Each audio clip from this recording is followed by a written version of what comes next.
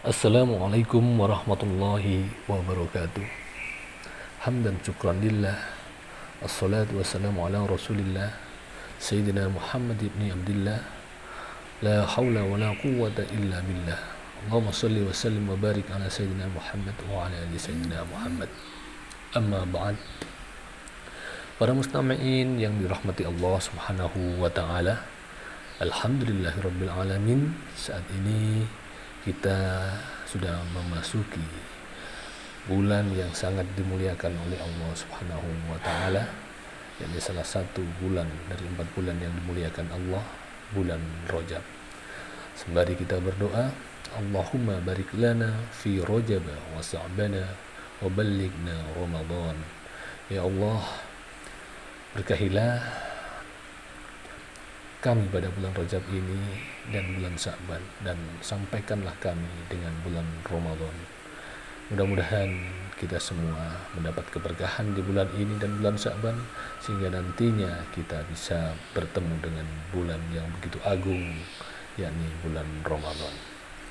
Para mustami'in yang dirahmati Allah Subhanahu wa taala, dalam kitab Al-Zuhd, Imam Ahmad bin Hanbal memasukkan sebuah riwayat tentang Imam Ahnaf bin Qais yang menganalisa dirinya sendiri dengan Al-Quran. Dalam satu riwayat disebutkan, wa akharuna i'tarafu bidhunubihim khalatu amalan salihan wa akhara sayyi'an asallahu an yatuba alaihim, yang kurang lebih artinya,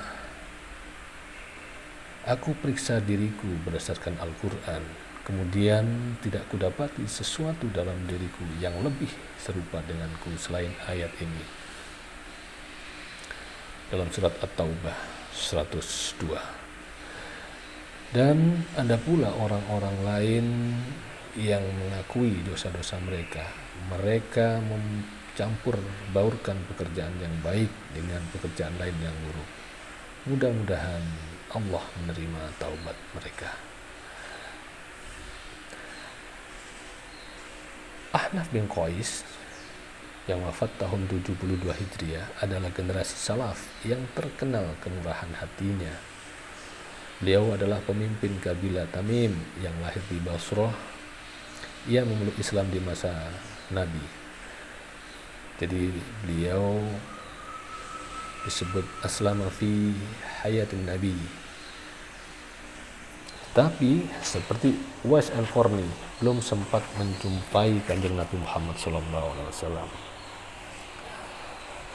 Ahmad bin Qais mengambil riwayat hadis dari Umar bin Khattab, Ali bin Abi Thalib, Abu Dzar, Abbas, Ibnu Mas'ud, Utsman bin Affan, dan lain sebagainya. Murid-murid beliau diantaranya adalah Amr bin Jawan, Hasan al-Basri, Urwa bin Jubair, dan lain sebagainya. Sayyidina Ahnaf juga pernah didoakan langsung oleh kanjeng Nabi Muhammad SAW. Hal ini diketahui ketika Ahnaf bin Qais bertemu dengan seorang dari Bani Laits yang pernah dikirim Rasulullah untuk menyebarkan Islam di kaumnya. Orang tersebut bercerita bahwa Rasulullah pernah berdoa, Allahumma gfir lil Ahnaf, ya Allah ampunilah Ahnaf.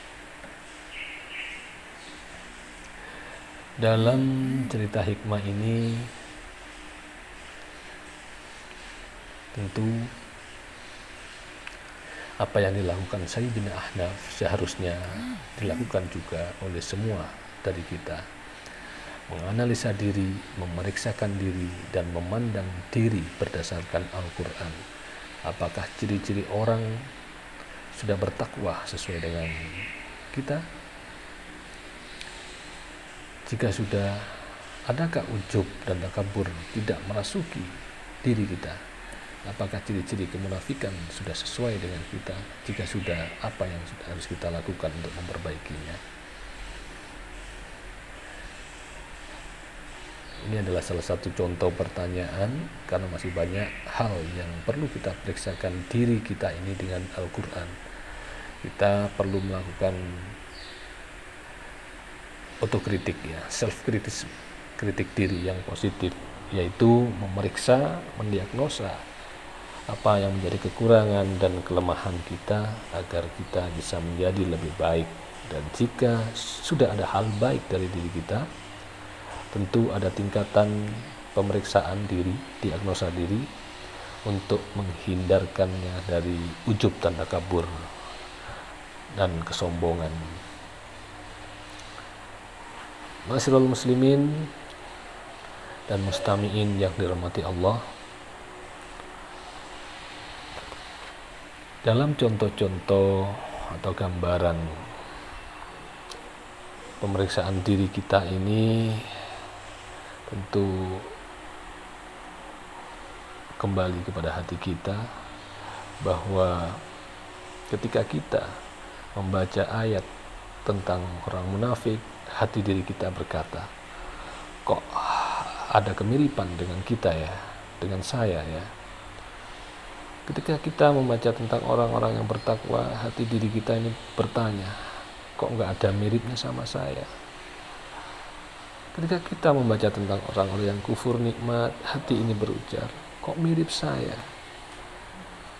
Ketika kita membaca ayat tentang orang-orang yang selalu bersyukur, hati kita mengatakan, kok tidak ada kemiripan dengan saya. Dan begitu seterusnya, kita bisa mengkaji diri kita ini apakah sudah melaksanakan apa yang sudah diperintah oleh Allah, kebaikan-kebaikan yang sudah dianjurkan oleh Kanjeng Nabi Muhammad SAW, atau justru kita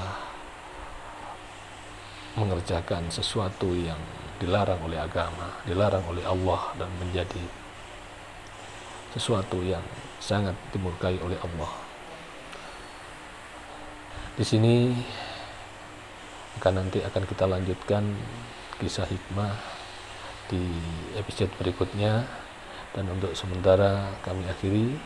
Assalamualaikum warahmatullahi wabarakatuh.